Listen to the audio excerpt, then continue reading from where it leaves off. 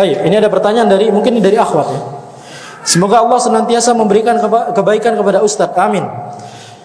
Mohon Ustadz sedikit menceritakan perjalanan hidup Ustadz yang dahulu saya tahu Ustadz ahli fisika, mengapa sekarang pindah ke ahli agama? Ini keluar jalur ini. Tidak sesuai dengan tema. Sama, ini juga pertanyaannya sama. Oh gitu ya. Dengan itu. Tayyib. Jadi kasih buku juga. Kasih buku juga. Nah, masalah. Yang ini yang buat akhwat. Karena judulnya tepat untuk akhwat, yang ini buat bapak. Iya. Allahul musta'an. Yang pertama, anak kritisi pertanyaannya. Dulu anak bukan ahli fisika, sekarang pun bukan ahli agama. Ya, jadi alhamdulillah ketika kami kuliah ke Amerika setelah lulus dari SMA 1 Pamekasan, kemudian kuliah ke UI 4 tahun, kemudian kuliah ke Amerika di tahun 2010. Di saat itu memang pemahaman agama kami pemahaman agama yang tradisional. Maksudnya kami berasal dari desa, dari Palengaan. Ya, mbah-mbah kami kiai. Jadi terbiasa dengan hal-hal yang tidak ada dalilnya, ya. Tidak semua kiai seperti itu, tapi yang kami temui di lingkungan kami seperti itu. Maka itu membuat kami di zaman ketika SMP SMA tidak mau belajar Islam. Karena kami merasa itu aneh. Itu alasan mengapa kami ketika SMP SMA tidak mau belajar Islam, tidak mau belajar bahasa Arab, karena praktek-praktek yang dilakukan aneh. Kalau orang mau lulus kerja datang ke mbah. Kalau orang mau lulus kuliah datang ke mbah. Yani aneh sekali. Ya, alhamdulillah saat itu kami sudah memiliki fitrah bahwa ini salah gitu. Ya. Jadi padahal ketika kecil sudah sempat belajar bahasa Arab, sudah menghafal matan sudah. Cuma kami tinggalkan gara-gara merasa aneh. Pun ketika ke UI masih merasa aneh.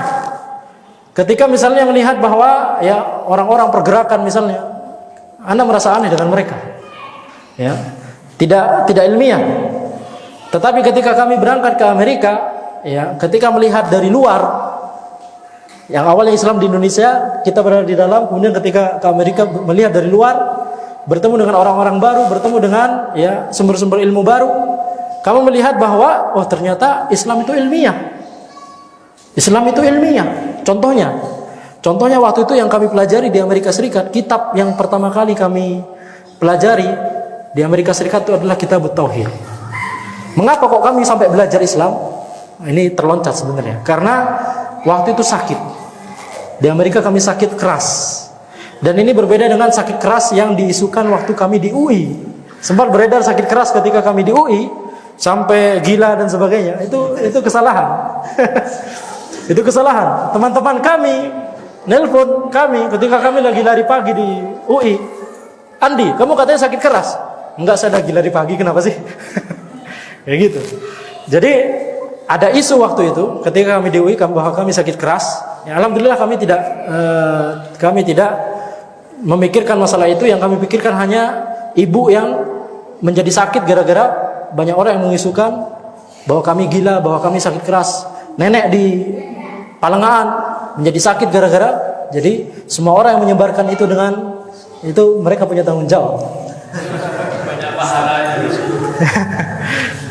Nah, jadi kalau cuma terpengaruh maka insya Allah tidak. Yang bermasalah adalah yang menyebarkan pertama kali.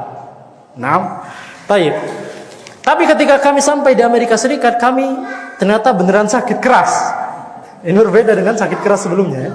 Dan sakitnya tidak diketahui penyebabnya. Berkali-kali ke dokter tidak diketahui penyebabnya. Dokter bilang Anda ini sehat. Takmir terakhir. Oh ya, Anda ini sehat, tidak ada penyakit sama sekali. Tetapi kami merasakan sakit, merasa sebentar lagi meninggal. Masuk kamar mandi, ruang tertutup kecil, itu langsung udah kayak mau pingsan. Mau masak, ambil pisau, itu sudah gemeteran. Maka kondisi saat itu benar-benar sudah tidak kondusif. Kami ujian dari rumah, mau ngubungin keluarga di Madura, Tidak mungkin, karena mereka pasti kepikiran, anak di Amerika, harga pesawat mahal gitu ya. Tidak bisa sekedar saya sakit terus datang menjenguk, nggak mungkin ya. Harganya mahal sekali. Maka saat itu kami memilih diam, tidak berkata kepada siapa-siapa kecuali orang-orang terdekat, 1-2 orang di Amerika. Sampai pada akhirnya merasa sudah ya pesimis, sudah entar lagi meninggal. Baru di saat itu kita merasa bahwa prestasi dunia kita selama ini tidak bermanfaat sama sekali. Ketika kita sudah merasa kita mau meninggal, maka apa yang kita perjuangkan selama ini, apa yang kita banggakan selama ini, ternyata tidak ada gunanya sama sekali. Tak lagi kita mati, antum mau ngapain? Maka di saat itu kami bertaubat. Kami beli terjemahan Al-Quran dalam bahasa Inggris. Kami belajar Islam. Kami mencari di internet Islam bermacam-macam. Islam mana yang benar, yang ilmiah, yang membuat saya selamat nanti kalau saya mati. Maka yang kami temui adalah Islam sesuai dengan pemahaman generasi terdahulu. Kalau kita belum dapat pemahaman tersebut, semoga Allah mengampuni kita. Tetapi ketika kita berusaha untuk mencarinya, dan ada fasilitas untuk mencari, dan alhamdulillah sekarang ada internet, ada banyak telepon dan sebagainya, media, buku dan sebagainya tersebar. Ketika kita berusaha mencari, kita wajib untuk mencari. Ketika kita bisa untuk mencari, kita wajib untuk mencari. Ya, maka ketika itu kami menemukan bahwa ya yang paling menenangkan hati kami adalah Islam sesuai dengan pemahaman sahabat, tabi'in, tabi'in. Semua perkara agama itu mudah. Apa hukumnya? Apa dalilnya? Siapa yang mengatakan pertama kali? Kalau dari sahabat, dari tabi'in, dari tabi'in, khalas, ini sudah yang benar. Mudah. Kalau seandainya masih salah dalam 1-2 masalah, insya Allah Allah semoga mengampuni. Tetapi kita wajib terus untuk mencari. Ketika kita menemukan hadis, menemukan ayat, menemukan penjelasan ulama, maka disitulah kita memilih. Kita milih ini atau kita milih kebiasaan kita selama ini. Dan itulah yang kami lakukan. Kami memilih. Akhirnya kami ngaji di sana, belajar bahasa Arab dari awal, bahkan belajar tajwid dari awal. Baca Quran yang semula tidak pernah baca Quran. Belajar tajwid dari awal, belajar bahasa Arab dari awal. Ya, duduk di majelis ilmu, pindah rumah ke dekat masjid. Ya, sholat Jumat yang awalnya sholat Jumat itu nggak pernah sholat. Akhirnya sholat Jumat jalan kaki 40 menit. Gara-gara sebelum pindah rumah. Akhirnya mengapa kami pindah rumah? Supaya bisa ke masjid. Ini di Amerika, masjid itu susah. Tidak seperti di Madura, di Indonesia yang masjid itu mudah. Ya, maka kitab tauhid, kitab yang pertama kali kami pelajari, mempelajari sebuah kaidah waktu itu bahwa ya kalau misalnya kita menetapkan sebuah sebab yang Allah tidak jadikan itu sebagai sebab, maka itu adalah syirik asghar. Ini kaidah yang kami pelajari di kitab tauhid waktu kami ngaji di Amerika. Kalau kita menjadikan sesuatu sebagai sebab dan Allah tidak menjadikan itu sebagai sebab, maka ini syirik asghar. Ya, ini haram, berdosa, syirik asghar. Syirik tapi syirik asghar. Apa contohnya? Contohnya misalnya semua hal yang pamali-pamali yang enggak ilmiah, itu semuanya kena kaidah ini. Laki-laki bujangan atau perawan kalau berdiri di depan pintu susah dapat jodoh. Kalau makan pisang dari tandan paling pinggir, susah dapat jodoh. Hamil bawa jarum apa? Ya itulah pokoknya ya. Kalau malam Jumat manis kemudian apa dan sebagainya, pokoknya sesuatu yang tidak ilmiah, kalau kita meyakininya syirik asghar. Coba. Islam itu ilmiah ternyata. Itu yang membuat kami langsung semangat untuk mempelajarinya. Langsung ketika kami mempelajari Islam, berangsur-angsur sembuh. Berangsur-angsur sembuh. Alhamdulillah. Jadi Allah Subhanahu wa taala memberikan kami kehidupan yang kedua. Maka kami bertekad untuk di kehidupan yang kedua tersebut, setelah sebelumnya merasa sudah mau meninggal, maka kami bertekad untuk mendedikasikan diri kami kepada Islam. Yang sebelumnya mengerahkan seluruh waktu dan tenaganya untuk dunia, maka sekarang kita harus mendedikasikan waktu dan tenaga kita untuk Islam. Bukan karena Allah Subhanahu wa taala, bukan karena agama Islam butuh kepada kita, tetapi kita yang butuh pahala membantu dakwah Islam. Kalau kita tidak melakukannya, maka kita akan digantikan oleh orang lain yang lebih baik. maka sesungguhnya kita yang lebih butuh, kita yang butuh. Maka sejak saat itulah kami mulai mendalami agama Islam, ya, langsung dari kitab-kitab para ulama, ya, Arab gundul, sehingga kita bisa mengetahui langsung dari sumbernya ini, ya, riwayat-riwayat dari para sahabat, tabi'in, tabi'in, ini dari para imam dan sebagainya, beragama tidak secara taklid, yaitu hanya ngikutin fanatik buta kepada apa yang diucapkan oleh, ya, orang-orang. Ya, maka ini yang kami rasa sangat menenangkan hati kami, karena kami langsung tahu sumbernya. Dan walaupun seandainya masih ada 1-2 permasalahan yang misalnya kita salah, tapi kita sudah menjalani metode ini, Allah Subhanahu wa taala, semoga Allah Subhanahu wa taala mengampuni kita, karena metodenya sudah benar. Kalau dalam 1-2 masalah masih salah keyakinannya, tapi metodenya sudah benar, semoga Allah Subhanahu wa taala mengampuninya, ya.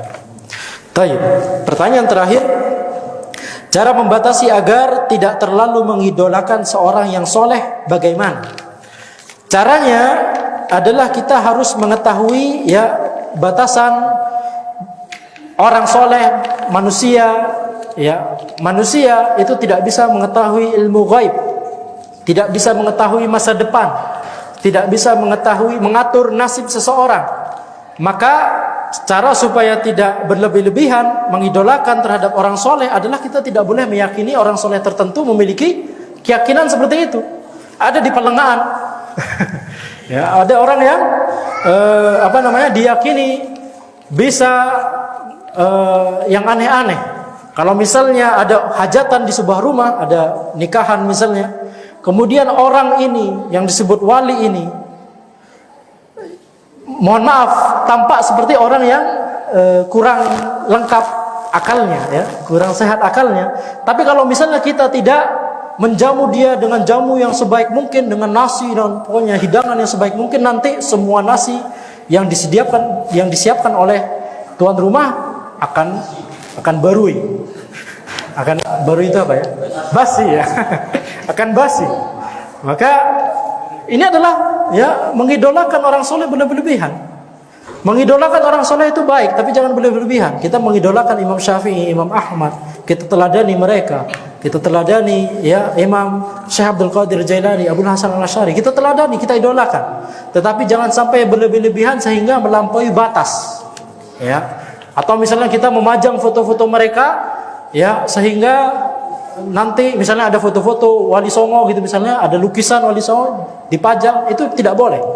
Itu bisa mengarahkan kepada kesyirikan, sebagaimana kesyirikan yang pertama kali terjadi di manusia, di kehidupan manusia, adalah karena ketika orang soleh pengikutnya Nabi sebelum Nabi Nuh, orang soleh sebelum Nabi Nuh itu diidolakan oleh syaitan, ya, dibisikin kepada manusia, mereka kan orang solehnya sudah meninggal. Biasanya kan ketika mereka masih hidup, kalian ingat ibadah gara-gara melihat mereka. Tapi mereka sudah meninggal, sekarang kalian bikin saja patung mereka supaya ingat ibadah, supaya menambah kecintaan kepada Allah hanya sekedar melihat patung mereka. Awalnya generasi tersebut tidak ada yang menyembah patung tersebut. Tapi lama-lama setelah generasi berganti, generasi kedua, generasi ketiga, generasi keempat, niatan awal bikin patung terlupakan. Sehingga lama-lama menyembah patung tersebut. Kita mungkin bisa jadi memajang foto Wali Songo, lukisan Wali Songo, tanpa ada menyembah.